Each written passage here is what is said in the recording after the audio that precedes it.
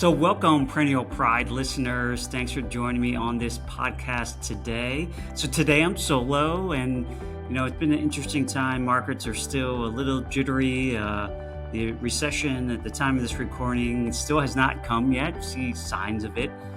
Certainly, a lot of uncertainty going on, and it's putting a lot of pressure on people's wealth. You don't have to go too far to hear all the talking heads talking about what's going to happen and what's going to happen in the markets and the cost of inflation to our lives, and it can be very stressful. And I get it. And when we think about wealth, and go back to the simple definition of wealth, is when you go look up in the dictionary, it says an abundance of valuable possessions or money. Right? That's one definition, and what I think most people would equate to it. And if anyone's read my book, Wealth Beyond the Numbers, I think of it much broader. It's really about an abundance of anything in life. And whether it's relationships with your family and friends, emotional and spiritual wealth, and certainly your health. Obviously, if we don't have our health, there's really no point having gobs and gobs of money. But there's a lot of ways to build wealth in our lives. But we do need money in some respect, unless you're going to be a Buddhist monk somewhere, which is nothing wrong with that. But in the world we live in, having wealth and money does help us to create some financial freedom in our lives, impact the things we want to do, and hopefully live a productive and valuable life. And we're often taught, and because we're not actually really taught these things growing up, that the financial world is super complicated. Right? There are complicated aspects of it, for sure, and a lot of moving parts to this world we live in, and we are a global economy, so it can be difficult to kind of put all the pieces together. But there's a lot of core elements of it that are fairly basic and can be certainly managed, certainly with maybe some help by individuals and families, and that don't have to get so complicated, And so, today I'm going to cover some basics, because, it's interesting when I saw a survey that when asked what is considered wealthy or rich, Americans are saying that you need 2.2 million in assets to be considered rich. And, this is through a Charles Schwab Modern Wealth Survey. And so it's still back to that idea that whatever amount of money I have, now I'm rich. And that's usually whether it's the millionaire next door, whatever term anyone wants to use. It's really what drives wealth and what is considered wealthy. And I used to think that too. And there's certainly having a net worth makes sense as a one component. But what I truly believe indicates or represents wealth and being rich is cash flow. How much cash flow gets generated in your life to supply our needs, right? Because this is what helps us eat. It helps us live the lives that we want to live. And I think it's a better indicator of wealth than just having net worth, because we got to create income from it, right? We live and breathe on that. And it's really back to the basic model of which we are often taught, this accumulation model, where all the money we pile up into accounts, we allow it to grow over long periods of time, and then someday we get to use that and to put into qualified plans, 401ks, and that's only in the stock market. And then someday we get to use that and enjoy it. But during the time we were building it, we got to scrimp and save and maybe defer some things in our lives. Now, granted, there are some aspects of that I do believe in, certainly long-term investing and having some diligence to save portions of our wealth makes sense, right? But I'm a true believer that, we need to live in the now too, right? And build cash flow for today. And that's why I'm a firm believer in the velocity of money sort of model, where we're using our wealth, we're building up assets, buying assets to generate income now. Right. That's what has allowed me personally to leave my corporate job and pursue something else in my life that had more meaning for me and purpose, because I was able to do that and generate other income streams into my life to support basic needs. And that's kind of what I did. And I'll spend another time in the episode kind of going through all the things I went through to be able to allow me. But one of the core elements of was to build income streams that would basically serve my basic needs in life, right? Food and rent and mortgage, and cover those basic things to support my life. And then I could pursue other things that had more meaning to me and more sort of drive and motivation.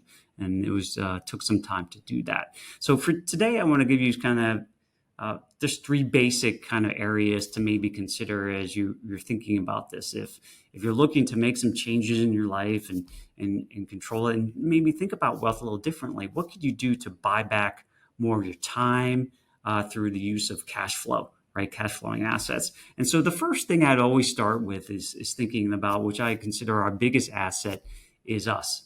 Us as individuals, our ability to create, earn, produce is our number one asset. And investing there, putting money into building up new skills or new areas of knowledge that will make you more valuable to this world, whether through your job is becoming maybe a leader in your organizations or in your business, investing more in your business in areas that you own and control and have more sort of expertise and education in, putting your money there instead of what we are often taught, just throw it into the market and let it do its magic on the background.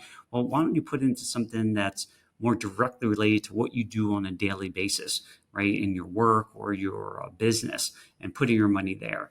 And I think that's going to, in the long run, build the most ability to create more income, right? And so whether it's your job that you can build more income and maybe use more income to save and invest in assets, that we'll talk more in a second in terms of building income, but more in your business where maybe you can create more income from your business because you're able to add more value, experiment with other areas of your business to add more value to your clients, your customers, that eventually turn around and provide more income for you. So that's where I would start with first. I think that is the part of the foundational pieces where we invest in things that we can own and control a little bit more. And I think it reduces our risk.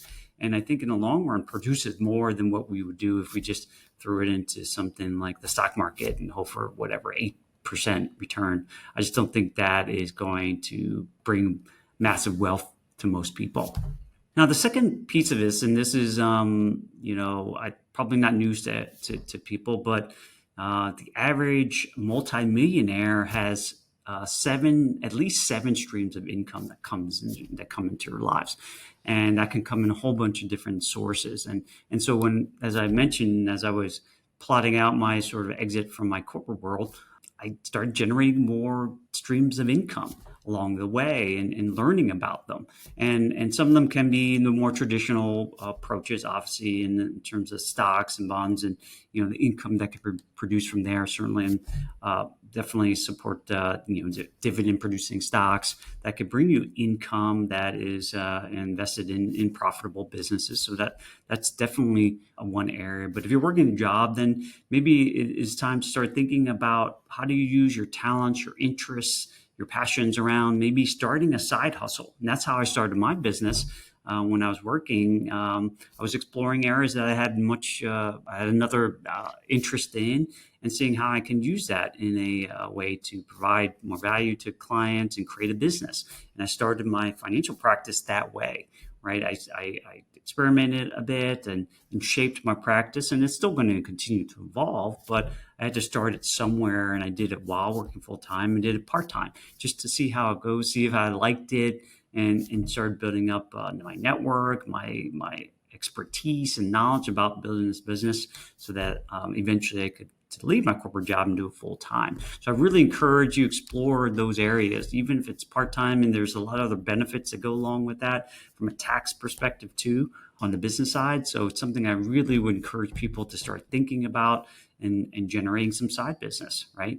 And it starts, I think, really is just investigation and education, learning about, but really once you get started, really something that could really be supplemental if you want to stay at your job.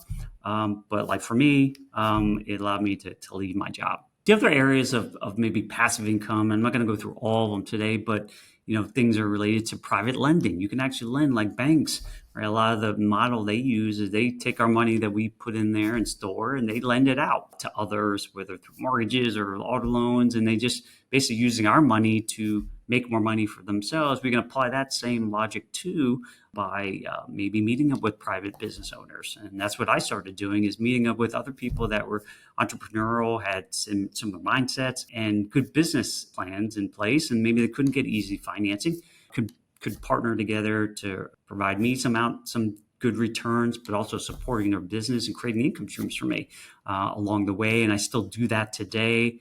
As part of my portfolio is to direct private lending to others, right? So you can do that once you start knowing their business and what they're trying to achieve, and if they're going to be a good steward of your wealth, and do they have the integrity that you can trust.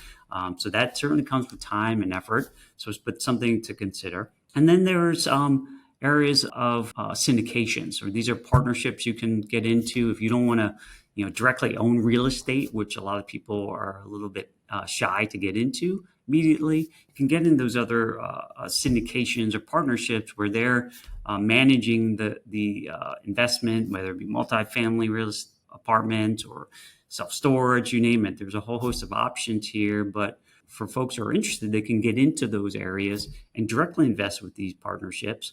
Once you get to know the operators and where they're investing, and you can get some decent returns and cash flow along the way, and certainly tax benefits too that could supplement your income. But again, it does require some effort to learn about them. And then lastly, really getting into direct real estate. I think it's a good spot depending on your interest in that.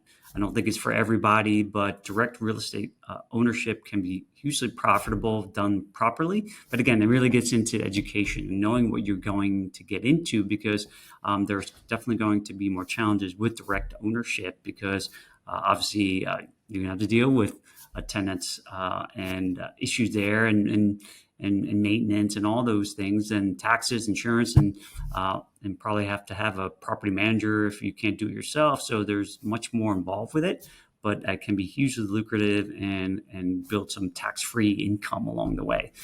So those are just some areas to explore, and there's plenty of resources, even in podcasts, to learn more about different options depending on where you are. But really, it's getting into areas that you might have interest in, and seeing how you can create some additional income streams and get educated in areas. And I would say just pick one that maybe just has a natural interest and allows you to kind of step your feet into it. I started personally with private lending just for my own sort of knowledge, because I knew I need to learn more about real estate and businesses. And that's kind of how I started. So really, it's up to you individually. So the last thing I would share with you is, obviously investing in yourself and finding different streams of income. But the last one is to get more tax efficient. Our biggest expense that we're going to be dealing with, whether we're working a job or operating a business, is taxes. And there's so many ways we get taxed here. But for those who are willing to take the leap and learn more about it and work with the right types of professionals, tax planning can have a massive impact on your ability to keep more of your wealth and then divert all those, quote unquote, in my mind, losses into other income producing assets. It's just going to compound. And so those are areas that I think you should consider is what can you do from a tax planning perspective. Now, a lot of the accountants and experts, especially from clients I've talked to, they tell them they don't have options, and it's not that the CPAs are bad. It's just that they're not always taught or thinking about these things, because they're talking primarily about or focused on reporting your tax return, and may not have been educated or knowledgeable about those areas to potentially reduce tax legally. And that's why it's worthy to go out and explore and talk to others. And that's what I do. I go out, and I've met a lot of great partners in this world who are thinking this way and using the IRS code and to create strategies that will help reduce tax legally and actually supports what the government is trying to do, which if you've heard me talk about this before, the IRS tax code is basically a set of incentives that the government is trying to push towards its citizens to promote economic development and other causes they care about, charity, other things like that. So it just takes an open mind to learn about it. So, I just wanted to give you kind of a starting point to think about this. If you're thinking about maybe making a shift away from your job, right? And maybe getting into something in another phase of your life. This is one way to kind of start moving your income stream down a path where it might be able to supplement your income or replace it, right? So you can leave your job if that's a desire, or just supplement it and do more, right? With wealth, so you can support your family and other things that matter to you. But it takes a different mindset of what we're typically taught around wealth building. It's not just about building up your net worth to be used someday, right? There's definitely some of your assets can be used for that. But I want you to start thinking about using your wealth to buy assets, to create income, so to give you time, money, freedom, all those great things, so you can choose the things you want to do in your life, more so than maybe you feel like you have today. We can get so trapped in it. And I consider it a little bit of a trap that we have to wait to use our wealth. Use it now while we can, because we don't know how long we'll be on this earth. So this is a way to start building more time and money freedom in your life, so you can really focus on the things that matter. So hopefully this was helpful. And if you ever want to talk more about it, I certainly feel free to reach out and connect, and love to learn more about your situation and see if there's something we can do to help. Take care, and we'll see you on the next episode. Thanks for joining me on this episode today. I really am grateful for you as listeners to the Perennial Pride podcast. I hope you're getting some tremendous value out of it, and hopefully pushing you along your journey to financial freedom. I put this podcast together really to help you get more educated around your finances, so that you feel empowered to live the life that you really want. And if you like the content that you heard today or watched, then I would encourage you to go to my website, perennialpride.com. There's tons of other content there. And you can access my book, Wealth Beyond the Numbers. You can buy it there on my website. It's a aggregation of a lot of great tips and tools I've learned to not only build my wealth in my accounts, but build wealth in my life, and abundance and joy, and something that has a lot of my experiences in the journey that I've been on personally. Hopefully that can be also of value to you as you sort of move forward. So thanks again for being a Perennial Pride listener, and we'll see you on the next episode.